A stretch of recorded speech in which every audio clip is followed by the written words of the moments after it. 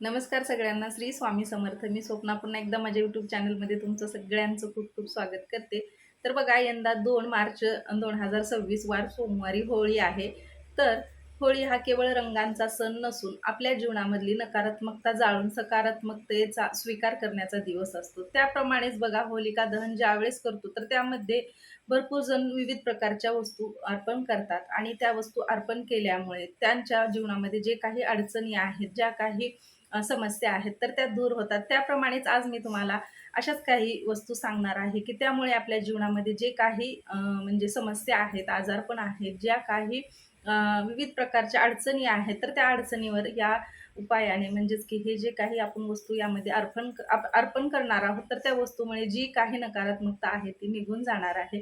तर चला मी थोडक्यात आता तुम्हाला कोणकोणत्या वस्तू आपल्याला होळीमध्ये अर्पण करायच्या आहेत त्या सांगणार आहे.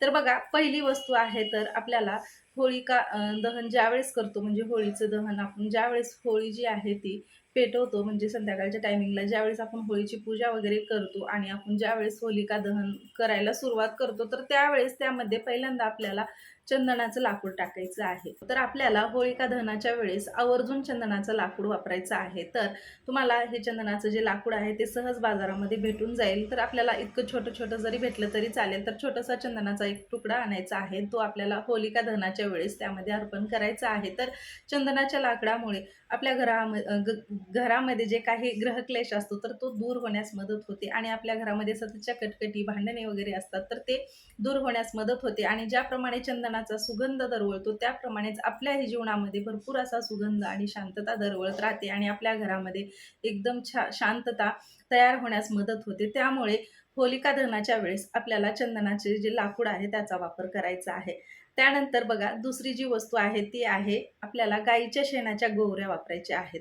तर बघा, गाईच्या शेणापासून बनवलेल्या गोवऱ्या ज्या आहेत त्या खूप शुभ मानल्या जातात आणि यामुळे आपल्या घरामधली आणि आपल्या मनामध्ये जी काही नकारात्मकता आहे किंवा नकारात्मक ऊर्जा आहे तर ती जळून जाते आणि यामुळे आपल्याला अ, होळीच्या दहनामध्ये म्हणजे होलिका दहन ज्यावेळेस करतो त्यावेळेस आपल्याला त्यामध्ये आवर्जून गाईच्या शेणाच्या गोवऱ्या वापरायच्या आहेत. यामुळे जी काही निगेटिव्हिटी आहे ती दूर होऊन आपल्या घरामध्ये सकारात्मक ऊर्जा तयार होते. तर आपल्याला आवर्जून गाईच्या शेणाच्या गोवऱ्याचाही वापर करायचा आहे. तर तुम्हाला सहज गाईच्या शेणाच्या गोवऱ्या जी आहेत तर त्या तुम्हाला उपलब्ध म्हणजे कुठल्याही मार्केटमध्ये गेलो किंवा तुम्ही स्वामी समर्थ महाराजांच्या केंद्रामध्ये गेलो तर तुम्हाला तेथे म्हणजे सहजच भेटून जातात. कारण मी पण प्रत्येक वर्षी गाईच्या शेणाच्या गोवऱ्या ज्या आहेत त्यापासूनच होलिका दहन जे आहे ते मी करत असते. तर तुम्ही आवर्जून हा उपाय करून बघा. त्यानंतर बघा, तिसरी वस्तू आहे ती आहे की कापूर, लवंग आणि विड्याचे पान. तर आपण ज्यावेळेस होलिका दहन करतो त्यावेळेस आपल्याला त्यामध्ये आजारपणावर एकदम गुणकारी असं कापूर, लवंग आणि विड्याचे पान अर्पण करायचे आहेत. तर बघा, घरामध्ये भरपूर जण आजारी असतात आणि एकेकाच्या घरामध्ये तर सतत कोणी ना कोणी आजारी असतं. तर यावर उपायकारक म्हणजेच की यामुळे आपल्या घरामध्ये आरोग्य लाभतं आणि आपलं घर जे आहे ते खूप हेल्दी राहण्यास मदत होते. त्यामुळे आपल्याला यावेळेस होळीमध्ये कापूर, लवंग आणि विड्याचे पान हे एकत्रित अर्पण करायचे आहे. तर बघा, त्यानंतर चौथी जी वस्तू आहे ती आहे गव्हाच्या ओंब्या.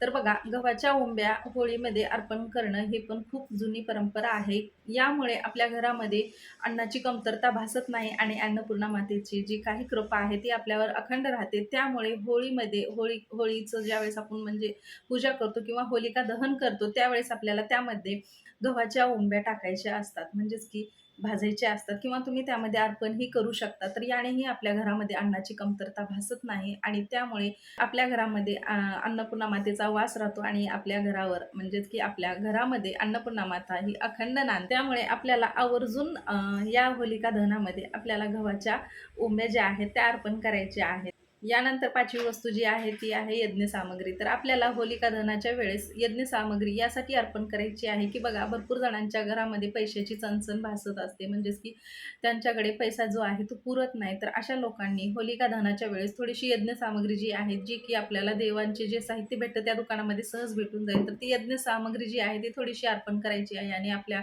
म्हणजे जो काही कर्जाचा डोंगर आहे तर तो वाढत नाही. यामुळे आपल्या घरामध्ये पैसा जो आहे तो टिकून राहतो. तो म्हणून आपल्याला यावर्षी म्हणजेच की सोमवारी आपल्याला ज्यावेळेस होलिका दहन करतो त्यावेळेस यामध्ये यज्ञ सामग्री जी आहे ती थोडीशी अर्पण करायची आहे. त्यानंतर 6वी जी वस्तू आहे ती आहे थोडेसे काळे तीळ. तर आपल्याला होलिका दहनाच्या वेळेस थोडेसे काळे तीळही अर्पण करायचे आहेत. तर काळे तीळ अर्पण केल्यामुळे आपला जो काही कुंडलीमधला दोष आहे किंवा ग्रह दोष आहे, त्यानंतर कुठलीही नजरबाधा वगैरे झालेली असते, तर ती निघून जाण्यास मदत होते. त्यामुळे होलिका दहन ज्यावेळेस करतो त्यावेळेस आपल्या हातामध्ये थोडेसे काळे तीळ घ्या आणि ते होलिका दहनाच्या वेळेस त्यामध्ये अर्पण करा.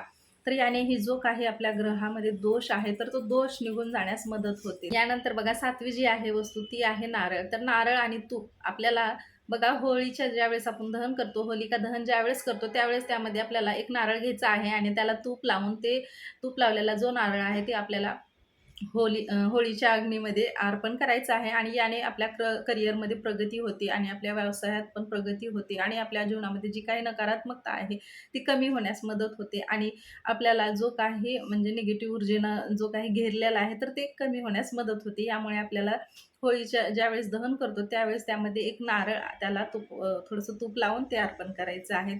तर बघा त्यानंतर 8वी आणि लास्टची जी वस्तू आहे ती आहे पुरणपोळी. तर आपल्याला होळीच्या दिवशी ज्यावेळेस होलिका दहन करतो त्यावेळेस आपल्याला आवर्जून पुरणपोळीचा नैवेद्य बनवतो आणि तो बनवलेला जो नैवेद्य आहे त्यामध्येच आपण एक छोटीशी पुरणपोळी बनवायची आणि ती होळीमध्ये अर्पण करायची. तर बघा होळीमध्ये पुरणपोळी अर्पण केल्यामुळे आपल्या जीवनामध्ये गोडवा तयार होतो आणि आपल्या घरामध्ये पण एकमेकांमध्ये पटत नसेल, आपल्या घरामध्ये जे काही घरामध्ये जितके काही व्यक्ती आहेत आणि त्यांचं एकमेकाशी पटत नसेल, तर अशा वेळेस तुम्ही होळीमध्ये पुरणपोळी अर्पण करा. याने घरामध्ये गोडवा तयार होतो आणि आपल्या घरामध्ये सुख समृद्धी नांदायला सुरुवात होते. म्हणून होलिका दहनाच्या वेळेस आपल्याला आवर्जून त्यामध्ये पुरणपोळी जी आहे ती अर्पण करायची आहे. तर या होत्या 8 वस्तू. तर आपल्याला आवर्जून यावर्षी म्हणजेच की सोमवारी आपल्याला ज्यावेळेस आपण होलिका दहन करतो त्यावेळेस त्यामध्ये या 8 वस्तू ज्या आहेत त्या अर्पण करायच्या आहेत.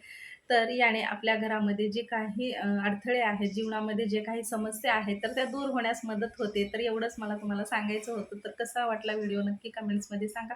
व्हिडिओ आवडला तर व्हिडिओला लाईक करा. चॅनलवर जर नवीन असाल तर चॅनलला सबस्क्राईब करा आणि भेटूया अशाच माहितीसोबत. तोपर्यंत सगळ्यांना धन्यवाद आणि हा व्हिडिओ पाहिल्याबद्दल पण तुमचे सगळ्यांचे मनापासून आभार.